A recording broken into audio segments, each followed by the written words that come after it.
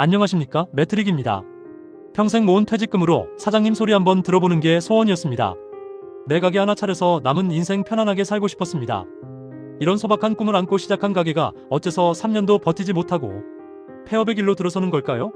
텅 빈 상가, 유리문에 나붙은 임대문의 전단지, 그리고 쓸쓸하게 앉아있는 한 노인의 뒷모습. 지금 대한민국 곳곳에서 벌어지고 있는 너무나도 가슴 아픈 현실입니다. 단순히 경기가 안 좋아서 운이 없어서라고 치부하기엔 너무나 많은 이들이 눈물을 흘리고 있습니다. 2025년 대한민국 통계 속에 숨겨진 충격적인 진실, 오늘 그 민낯을 낱낱이 파헤쳐 보겠습니다. 어쩌면 이 이야기는 바로 당신 혹은 당신의 부모님 이야기가 될 수 있습니다. 2025년 최신 통계는 우리에게 암울한 현실을 그대로 보여줍니다. 60대 이상 자영업자의 폐업률이 역대 최고 수준에 근접하고 있습니다. 더 충격적인 것은 이분들의 개인회생 신청 건수가 불과 5년 전보다 2배 이상 급증했다는 사실입니다. 평생을 바쳐 성실하게 일군 자산이 한순간에 빚더미로 변해버리는 노년 파산이 우리 사회의 거대한 그림자를 드리우고 있는 것입니다. 얼마 전 경기도에서 5년간 분식집을 운영하다 결국 문을 닫은 67살 박 모 씨의 사례는 결코 남의 이야기가 아닙니다.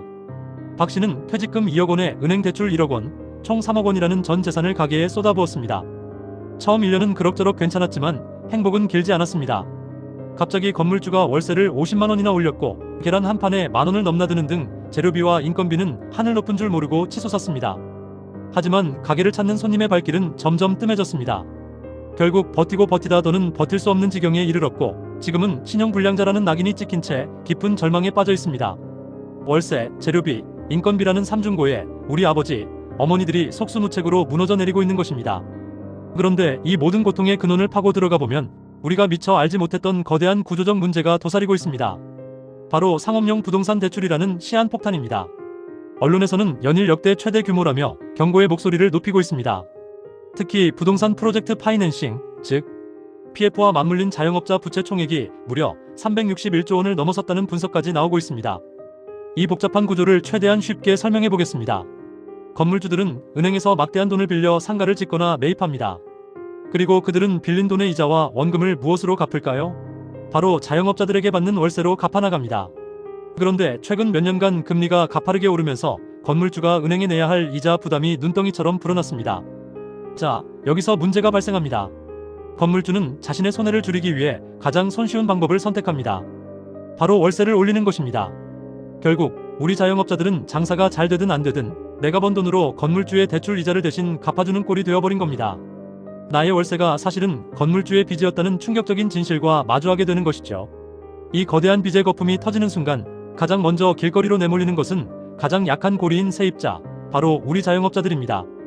그렇다면 이 절망적인 상황 속에서 어떻게 해야 내 소중한 퇴직금을, 내 노후를 지킬 수 있을까요?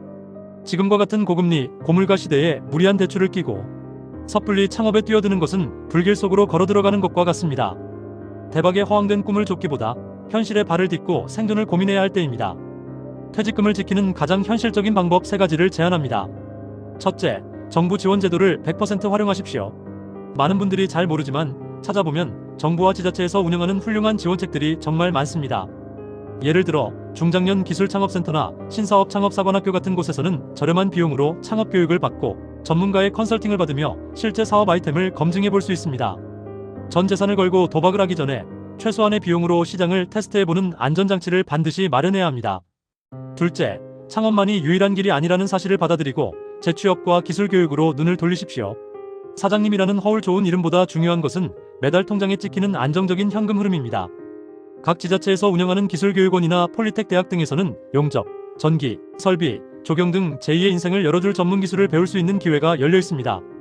월 100만 원이라도 꾸준히 벌 수 있는 기술과 직업이 수억 원을 쏟아부은 불확실한 가게보다 훨씬 더 든든한 노후 버팀목이 될 수 있습니다. 셋째, 만약 모든 위험을 감수하고서라도 창업을 꼭 해야겠다면 절대로 크게 시작하지 마십시오. 무권리금, 소규모 점포 창업부터 시작해야 합니다. 보증금과 월세가 저렴한 곳을 찾고 인테리어 비용을 최소화해야 합니다.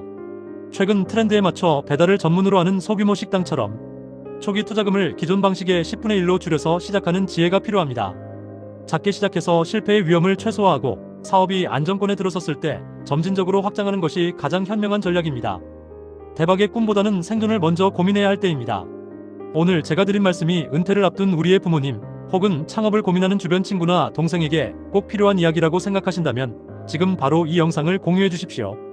당신의 작은 실천 하나가 누군가의 평생을 지킬 수 있습니다. 매트릭은 앞으로도 여러분의 돈과 인생을 지키는 가장 현실적이고 날카로운 경제 정보를 전달해 드리겠습니다. 구독과 좋아요는 저에게 정말 큰 힘이 됩니다. 감사합니다.